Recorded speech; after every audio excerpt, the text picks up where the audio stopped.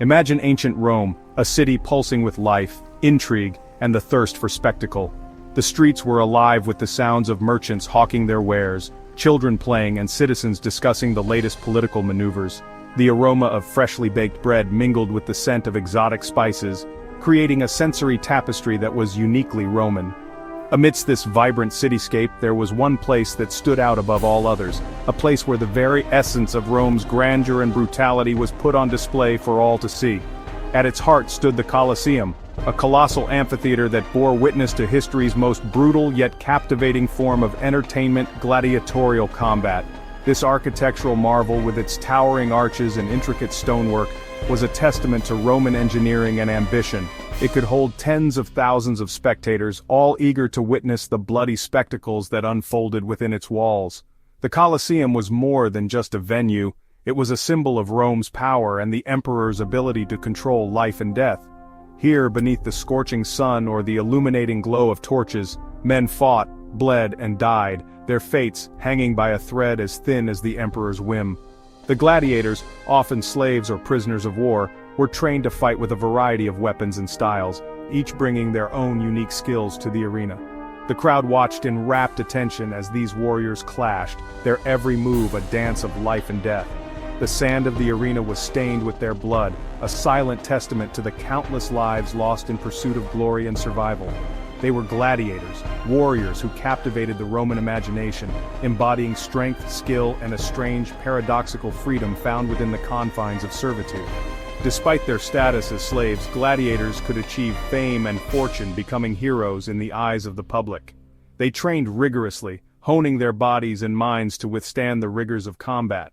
In the moments before a fight, they would prepare themselves mentally and physically, knowing that each battle could be their last. The camaraderie among them was strong, forged in the fires of shared hardship and the ever-present specter of death.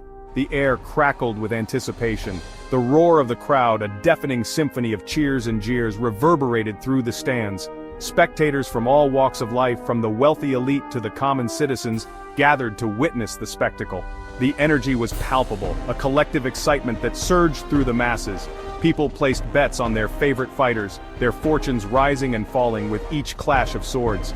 The Colosseum was a microcosm of Roman society, where the boundaries of class and status were momentarily blurred by the shared thrill of the games. The scent of dust, sweat, and fear hung heavy in the air, a potent cocktail that fueled the excitement of the spectators and weighed heavily on the hearts of the combatants. The gladiators could feel the weight of thousands of eyes upon them, each one a silent judge of their performance. The tension was almost tangible, a thick haze that settled over the arena.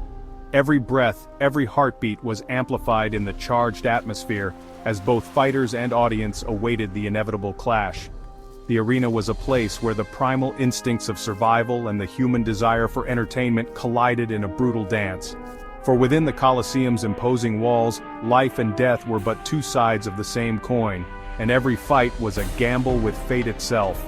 The outcome of each battle was uncertain, a delicate balance between skill, luck, and the whims of the emperor. The gladiators fought not only for their lives but for the fleeting chance of glory and the hope of freedom. The crowd's reaction could sway the emperor's decision, turning a potential death sentence into a moment of mercy. In this arena, the line between hero and victim was razor thin, and every combatant knew that their fate could change in an instant. The Colosseum was a place where legends were born and forgotten, a testament to the enduring human fascination with the spectacle of life and death. The path to becoming a gladiator was rarely paved with choice. For many, it was a fate thrust upon them by circumstances beyond their control. Many were slaves, prisoners of war, or condemned criminals, sold into a life of grueling training and perilous combat. These individuals had no say in their destiny, they were mere pawns in the grand spectacle of Roman entertainment. The slave markets of ancient Rome were bustling with activity, where human lives were traded like commodities. Once purchased, these unfortunate souls were sent to gladiatorial schools, known as ludi, where their transformation into gladiators began. Others, however, were drawn by the allure of fame, the promise of wealth, or the sheer thrill of the fight. These volunteers, known as auctorati, willingly signed contracts to become gladiators, hoping to achieve glory and fortune in the arena.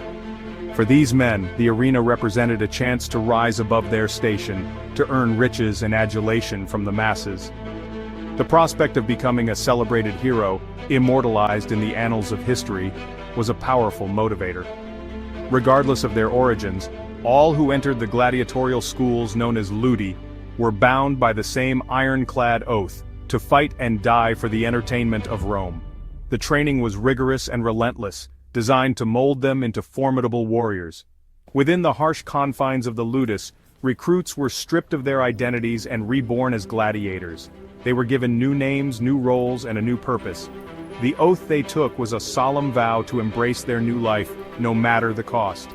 The transformation was both physical and psychological.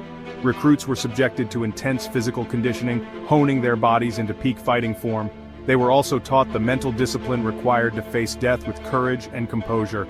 They were sorted by physique, temperament, and fighting aptitude, each assigned a specific fighting style and weaponry. The trainers, or lanistai, were experienced veterans who knew how to bring out the best in their charges. Each gladiator was trained in a particular combat style, tailored to their strengths and abilities. Some were equipped with heavy armor and large shields, while others wielded lighter weapons that allowed for greater speed and agility. Some were trained as heavily armored Samnites, who fought with large oblong shields and short swords. These gladiators relied on their strength and endurance to overpower their opponents, while others mastered the swift blades of the Thracians, who used small round shields and curved swords called sikai. Their fighting style was more agile and evasive, relying on quick strikes and nimble footwork. Each type of gladiator had its own unique equipment, fighting techniques, and strategic advantages. The variety of styles ensured that no two matches were ever the same, keeping the audience on the edge of their seats. The training was grueling, but it was also a matter of survival. Gladiators had to master their weapons and techniques to stay alive in the arena. They practiced relentlessly, honing their skills to perfection. The ultimate goal was to provide a diverse and unpredictable spectacle for the bloodthirsty crowds.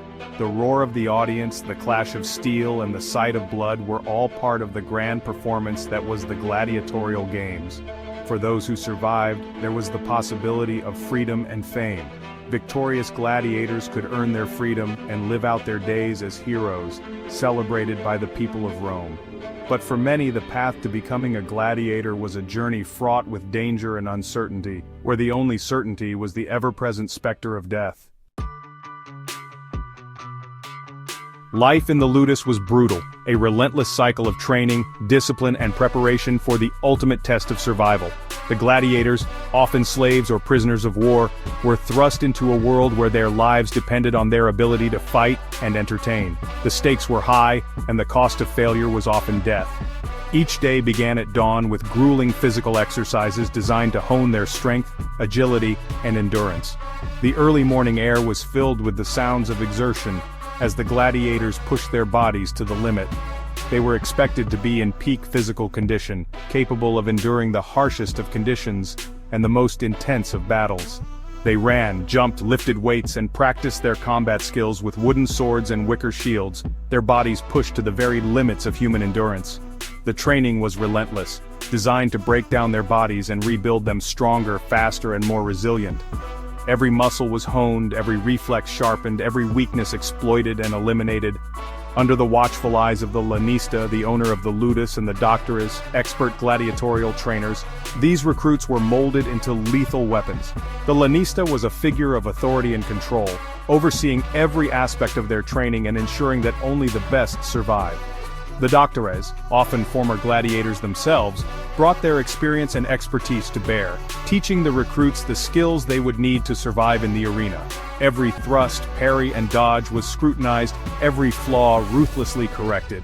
The trainers were merciless, pushing the gladiators to their breaking point and beyond. Mistakes were not tolerated, and the price of failure was often a brutal punishment. The gladiators learned quickly that perfection was not just a goal, but a necessity. They learned to fight not just with brute force, but with cunning, strategy, and an almost supernatural awareness of their opponent's every move. The art of combat was as much about the mind as it was about the body. The gladiators were taught to read their opponents, to anticipate their moves, and to exploit their weaknesses.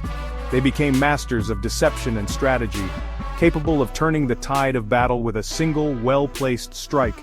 For in the arena, hesitation meant death, and only the sharpest, most disciplined warriors earned the right to see another sunrise. The roar of the crowd, the clash of steel, the smell of blood, these were the realities of a gladiator's life. Every fight was a test of their skill, their courage, and their will to survive. The arena was a place of glory and death where legends were born and lives were lost. The gladiators fought not just for their own survival, but for the entertainment of the masses and for the chance to earn their freedom.